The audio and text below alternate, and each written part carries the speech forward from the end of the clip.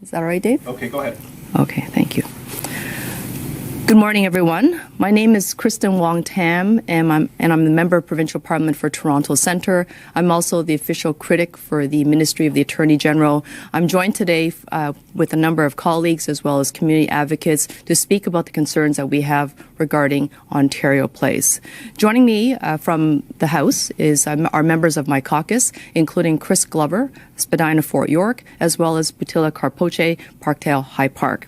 We also have Cindy Wilkie from the Ontario Place for All Coalition, Bill Greaves from the Architectural Conservancy of Ontario, as well as Richard Longley, also from ACO, former president. As many of you are aware, Ontario Place opened in 1971. It happened and took place on 155 acres of public Toronto waterfront land. This is owned and paid for, built entirely by the provincial government, which means it's public tax dollars put to work on our behalf. In 2019, there was an RFP that was issued by the Ford government. There was no consultation around the RFP and very little detail that was exposed to the public. What we've now learned is that they have selected a company from Australia called Therme. From Therme Group. And this is a for-profit company that has now committed to building a new water park spa theme facility. It is a very large facility. The footprint of the site, if the lands in question, is about 3.7 acres. This will effectively close off publicly owned land that is accessible today. Waterfront is, of course, a public common. It belongs to all of us, not just those of us in Ontario, but those of us in Toronto. Offering to give back 12 acres of publicly owned land that is already accessible, as the provincial government is proposing, is not really a great deal, especially when we're taking into consideration that it is 155 acres of publicly accessible land today. There is going to be a consultation that's going to be carried out by the City of Toronto by way of the zoning application that's been submitted by the province of Ontario. What I find extremely alarming is that there isn't any public consultation that was held by the provincial government leading up to these decisions. So much of this land deal is cloaked in secrecy. What we do know, which has been disclosed in the media, that there's $200 million that's been committed of public Ontario taxpayer dollars to preparing the site, and potentially up to $450 million more to build an underground parking facility that is 5 levels deep and about 2,118 parking spots. There is also going to be the removal and clear cutting of 850 plus trees, and that's before we factor in the actual impact of the Therme construction on the West Island. Overall, today, Ontario Place is a site that we should be celebrating. It's a site that has a long and rich history. What do we care about at the Ontario ONDP? We care about making sure that the land is publicly accessible, not just today, but in perpetuity. We care about public accountability for hard-paid tax dollars. We want to make sure that there's good value for money. And everything that we've seen from the Ford government so far is not giving us any confidence that that is coming forward. The leader of the official opposition, Marit Stiles, has submitted a letter to the Attorney General of Ontario.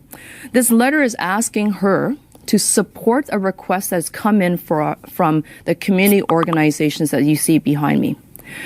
They are asking for a compliance audit and a value for money audit, something that we strongly agree must take place before anything else proceeds with this secret land deal.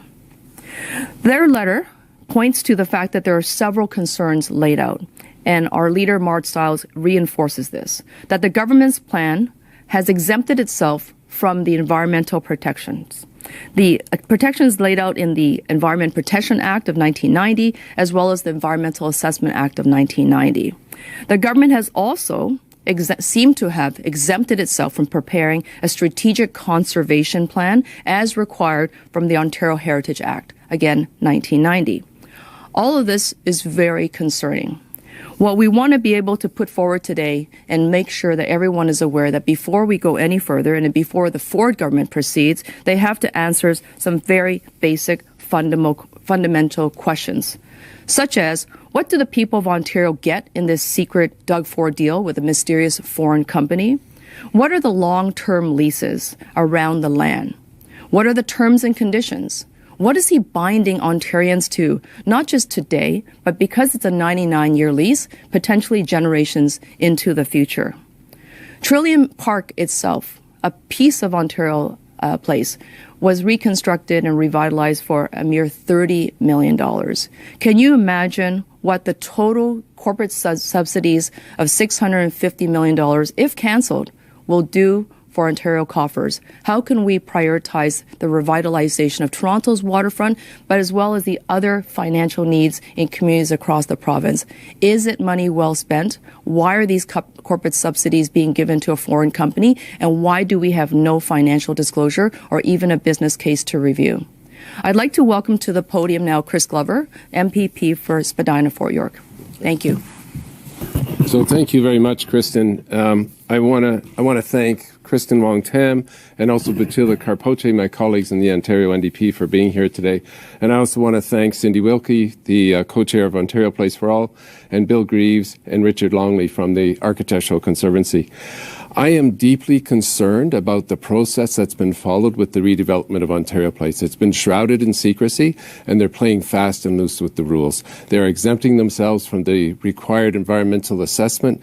They are exempting themselves from their heritage commitments, and they are committing Ontarians to an estimated $650 million in investment only to hand over this property to a private for-profit corporation.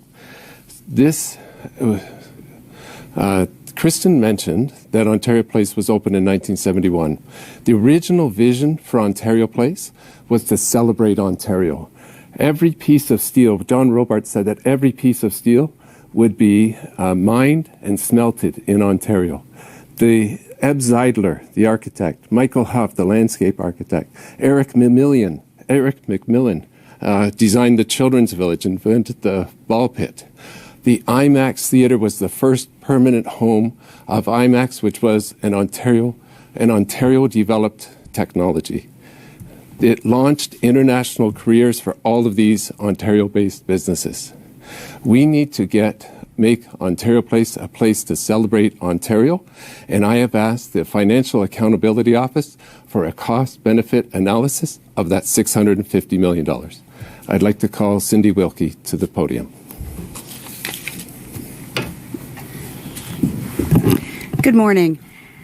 So I am the co-chair of Ontario Place for All. We are a grassroots organization with over 9,000 supporters.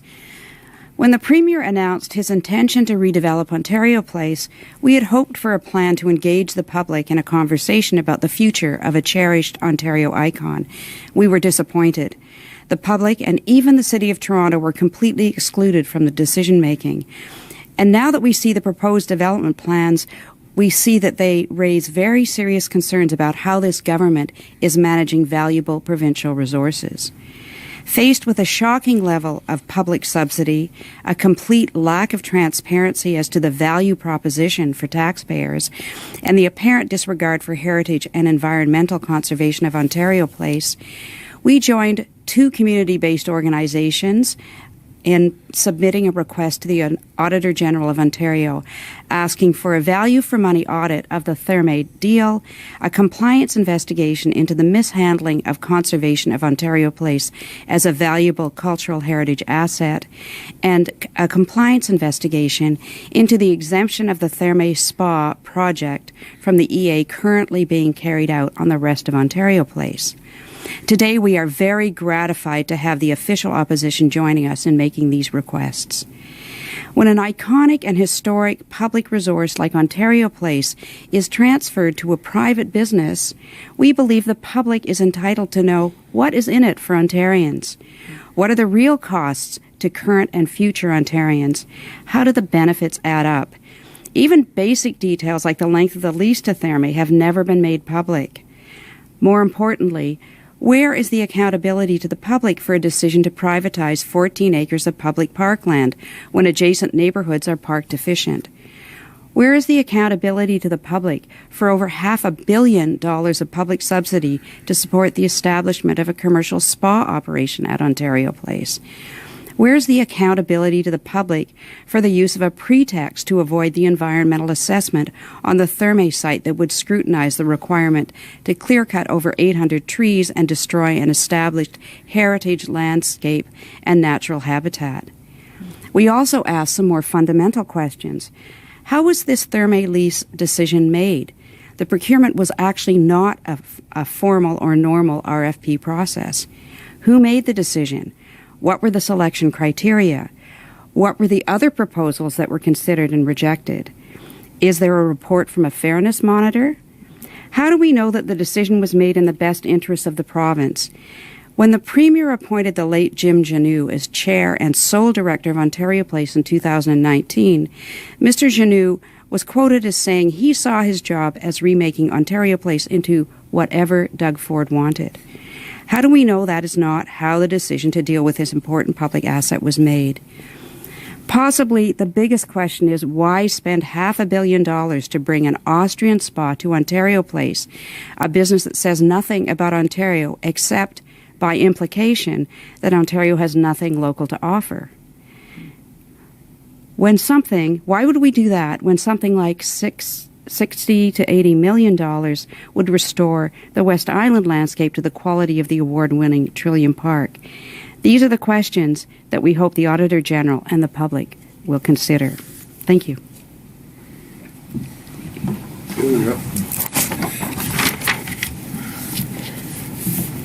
My name is Bill Greaves, and I'm speaking on behalf of the Architectural Conservancy of Ontario. ACO is a nonprofit, nonpartisan organization that aims to encourage the conservation and reuse of structures, districts, and landscapes of architectural, historic, and cultural significance.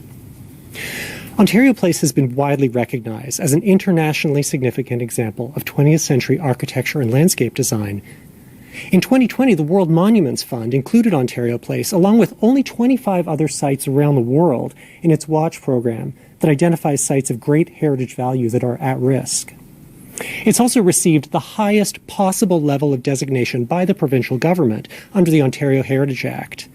That designation specifies that Ontario Place is, quote, one of the most important expressions of late 20th century modernism in the history of the province. And that designation comes with rules. In addition to its value as exceptional architecture and landscape design, it's also a cherished public space that celebrates Ontario as it was explicitly designed to be. This public character is integral to its cultural heritage value. Unfortunately, the provincial government's actions over the past 3 years have made it clear that they view Ontario Place as a piece of waterfront property to be commercially developed, not as a heritage treasure to be protected. But the Ontario Heritage Act is clear that when it comes to sites like Ontario Place, the provincial government must act as a steward, not a developer. Specifically, it states, Ontario's cultural heritage resources belong to the present and future generations of Ontarians. Managing provincial heritage properties wisely is in the best interests of Ontarians. So, how should the government wisely manage this site, and what have they actually done to date? Under the OHA, what they should have done first was to produce a strategic conservation plan, a legally required foundational document that is to guide all decisions about any changes and the conservation of a heritage site. Instead, a call for development was issued in 2019, and its terms specifically stated that anything on the site could be demolished except for the already leased Budweiser stage. After a public outcry, they backed off and agreed to protections for the Cinesphere, Pods, and Trillium Park. But crucially, this ignores the fact that Ontario Place is a unified composition of architecture and landscape. You can't just carve it up and have it retain its value. A view of the Cinesphere, framed by a 50-year-old weeping willow, is not the same thing as glimpsing it through a giant glass wall with a few palm trees in front of it.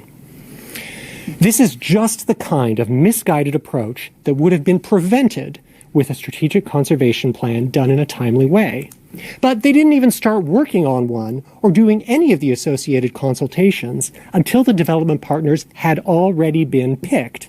And that's really important because this tainted the whole process from the start by insisting that everyone accept the privatization of the site for Therme, Live Nation, and all as a fait accompli, something ACO does not accept. So what has this resulted in? Well, among other things, clear-cutting a forest to build a convention center-sized spa right next to the Cinesphere and the pods, dwarfing them.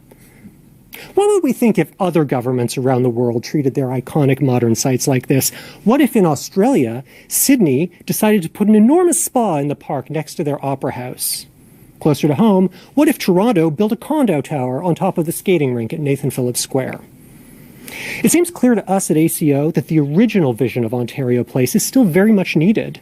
A green place to enjoy city views from the breakwater, swim at the Pebble Beach, wander in the trees on the West Island, see a film at the Cinesphere, go to a restaurant in one of the villages at the water's edge, or in the spectacular pods suspended above it. So, we urge the province to reconsider the path it's on. Recognize Ontario Place as one of Canada's most important cultural treasures and treat the entire site with the care and respect it deserves.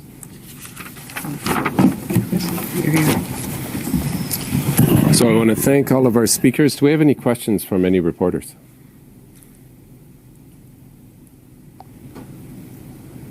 Okay, seeing none, we'll conclude this press conference. Again, I want to thank everybody for being here. Thank you. Okay. Thank you. Okay. Great. Yes.